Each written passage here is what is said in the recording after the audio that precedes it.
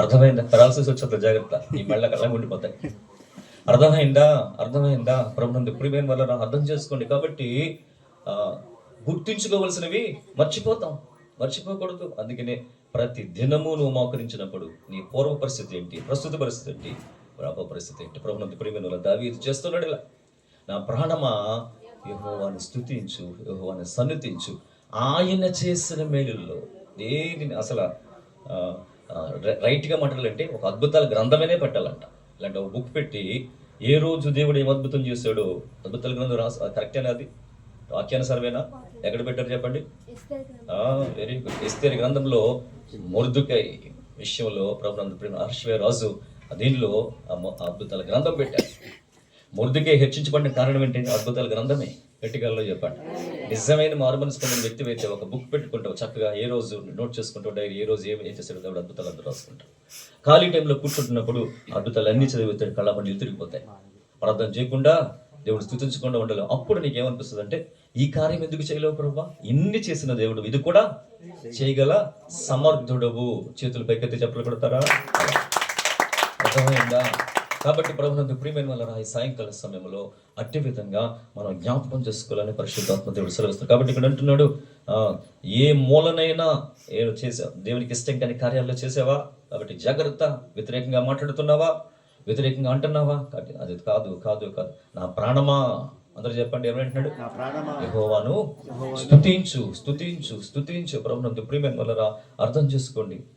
ఒకప్పుడు అనుకుంటున్నాడంట ఈ కీర్తన రాస్తూ, ఒకప్పుడు నా చేతితో నేను ఒక చిన్న కర్ర ముక్కను పట్టుకున్నాను. ఎందుకంటే గొర్రెలు మేపేది, అర్థమైందా? ఒక చిన్న కర్ర ఉంటే చాలు, ఆ కర్రలను పట్టుకొని గొర్రెలు మేపుకుంటూ ఆ కొండల్లో లోయల్లో ఉంటున్న పరిస్థితిలో అదే చెయ్యి ఈ రోజు నాకు రాజదండం పట్టుకునేటట్టుగా చేసింది. చెప్పర్లు కొట్టాలా?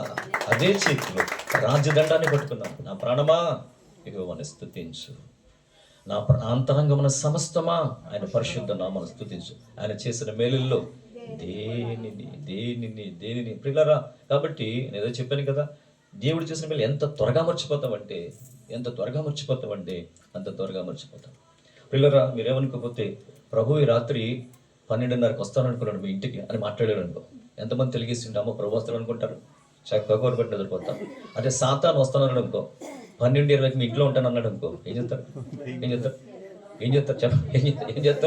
మామూలు లైట్లు కాదు, అర్థమైందా? 100 గంటలు లైట్లు వేసి 4 జుట్లు వేసి అమ్మో సాతాను వస్తాడంట. ప్రభునందు ప్రియమైన కాబట్టి ఎవరి మాట నమ్ముతున్నావో అర్థం కాదు. క్రైస్తవులు ఏంటో నాకు అర్థమవుతుందా? ఏదో ప్రార్థన ఏదో పని. మీరేమో క్షమించండి, పనికి రాని విషయాల కోసం ప్రార్థన చేసి సమయాన్ని వెచ్చించి సమయాన్ని దాటేస్తూ ఉన్నారు. కాబట్టి కాదు. అందుకని ప్రభునందు ప్రియమైన ఏమి తిందుమో, ఏమి తాగుదమో, ఏమి చక్కగా చెప్తారు, ఏమి ధరించుకుందామో అని వాటి విషయం మీరు ఏమవుతుంటాడు. మన విచారం అంతా ఏంటి, మన బాధ అంతా ఏంటి? క్రైస్తవుల బ్రతలు ఈ రోజు దేవుని సొంతకు వచ్చి ఏం మోకరించారు, ప్రభా నాకు అన్నం పెడతావా అని అడుగుతారు. దేవుడు నవ్వుతున్నాడు. దేవుడు అంతే, భోజనం పెడతావా, వస్త్రాలు ఇస్తావా, ఇదే అయ్యయ్యయ్య ఎంత భయంకరం అండి. ప్రియులారా, నా దగ్గరికి వచ్చి చాలా మంది ప్రార్థనలు చేయించుకుంటారు, కాకినాడలో కానీ ఇక్కడ కానీ. వాళ్ళని నేను అబ్జర్వ్ చేసే విషయం ఏంటంటే, ఎవరైనా ఆత్మ సంబంధమైన విషయాల కోసం చెప్తారు అనుకుంటే వేళల్లో లెక్కపట్టచ్చండి. ఒక 100 మందిలో ఒకరు ఇద్దరు ఉంటారు, పాస్టర్ గారు ఈ ప్రార్థన నాకు సరిపోవట్లేదండి, ఆత్మలో బలంగా బలపరచబడి కొన్ని గంటల దేవుళ్ళ గడపాలని ప్రార్థన చేయండి పాస్టర్ గారు అంటారేమో అనుకుంటా. అర్థమవుతుందా? ఇది సేవ చేయాలని ఆశ ఉంది పాస్టర్ గారు, నాకు ఆ విధంగా నేను తర్ఫీదు అవ్వలే, సేవల కోసం నా కోసం ప్రార్థన చేయండి పాస్టర్ గారు అంటారేమో అనుకుంటా. వ్యక్తిగత ప్రార్థన చేయలేకపోతున్నాను పాస్టర్ గారు, అర్థమైందా? నా కోసం ప్రార్థన చేసి వ్యక్తిగతంగా దేవుని సన్నిధిలో కనిపెట్టే భాగ్యం చేయమని ప్రార్థన చేయండి పాస్టర్ గారు అంటారేమో చూస్తాం. దేవుని వాక్యము చదివి దాన్ని ధ్యానించాలి పాస్టర్ గారు, దానికోసం ప్రార్థన చేయండి అంటే ఒక్కరు ఉంటారండి. ఏం కావాలా దేవుని సన్నిధికి రావాలా, అక్కడ పెట్టాలా, అదేంటే 12 గంటలకు వస్తారు, 10 గంటలకు చర్చండి, 2 చేతులు 12 గంటలకు 2 చేతులు పైకి ఎడుతుంది ఆవిడ.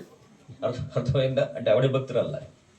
అది ఒక ముచ్చుకు అందరు అప్పటికి అయిపోతుంది. కానుకలు పట్టి మంచి కానుక వేసి ఆ మొఖాన్ని కొట్టి 50 రూపాయలు 100 రూపాయలు కట్టి వెళ్ళిపోతారు, అయిపోయింది. ఎంతసేపు కూర్చుంటే అలా చూడటం చూసి ఒక నిద్రపోవడం, పడుకుని ఇంటికి వెళ్ళిపోవడం. సంఘంలో ఒక్కళ్ళు కూడా నిద్రపోవడం ఉన్నారు. ఇంటికి వస్తే నిద్రపోతే ఏమవ్వాలి? ఇంటికి వెళ్ళి నిద్రపోవాలి. ఇక్కడ నిద్రపోవడం. అర్థమైందా? జాగ్రత్త. దేవుడు అంటే భయం కావాలా, దేవుడు అంటే వణుకు కావాలి, దేవుడు అంటే ప్రభుత్వం చాలా జాగ్రత్తగా ఎలర్ట్ అవ్వాలి. దేవుడు అంటే మన జాగ్రత్తగా మన దేవుడిని వెతికే అనుభవంలో ఉండాలి. హల్లెలూయా. కాబట్టి ప్రభునందు ప్రియమైన వల్లరా ఒకప్పుడు ఈయన ఇలా చూసుకుంటున్నాడంట. ఇప్పుడు ఏం వేసుకున్నాడు దావీదు మహారాజు? ఆ రాజ వస్త్రాలు ఉన్నాయి. ఒకప్పుడు పరిస్థితి ప్రభునందు ప్రియమైన వల్ల చినిగిపోయిన బట్టలు వేసుకున్నాడేమో. అర్థమైందా? ఆ గొర్రెలు కాబట్టి డ్రెస్ ఎలా ఉంటుంది, ఉండదు సరికి కొంత. అర్థమైందా? అటువంటి బట్టలు వేసుకుని అదే శరీరము ఇప్పుడు ఏం చేసుకుంట రాజ వస్త్రాలను ధరింపచేస్తావు. చెప్పలు కొడతారు గట్టిగా ప్రభా. కాబట్టి అంటున్నాడు, నా ప్రాణమా యెహోవాను స్తుతించు సన్నుతించు అని దేవుని వాక్యము సెలవిస్తుంది. కాబట్టి ఎట్టి రీతిగా మన ఆత్మీయ జీవితంలో నేను జ్ఞాపకం చేసుకుందాం. అలాగే నడుచుకుంటూ వెళ్తూ ఆ భోజన బల్ల దగ్గరికి వెళ్ళాడంట. వెళితే రాజుగారి భోజనం ఎలాగుంటుంది చెప్పండి. ప్రభునందు ప్రియమైన పంచపక్ష ప్రమాణాలంట చెప్తుందిగా. అర్థమవుతుందా? ప్రభునందు ప్రియమైన వల్ల 16 పచ్చళ్ళు 72 పిండి వంటలంట. అవి చూసుకుంటూ ఒకప్పుడు నా భోజనం ఎలాంటిది 70 క్యారేజీల్లో చద్దన్నం మూట అంట పెట్టుకుని, అది పాడైపోతే అది పక్కన పెట్టేసి ఫాస్టింగ్ ఉండి ఆ గొర్రెలతో వారి సితార వాయించుకుని ఉండిపోడేమో. ఇప్పుడు అదే పరిస్థితుల్లో నేనున్నాను ప్రభువా.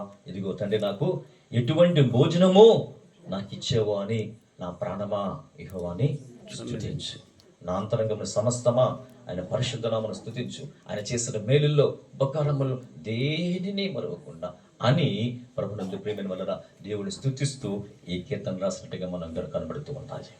కాబట్టి ప్రభునందు ప్రియమైన వలన దేవుని స్తుతించడం వల్ల నిజంగా కనుక నువ్వు దేవుని స్తుతించే వ్యక్తి అయితే ఏ విషయంలో కూడా భయపడవద్దు.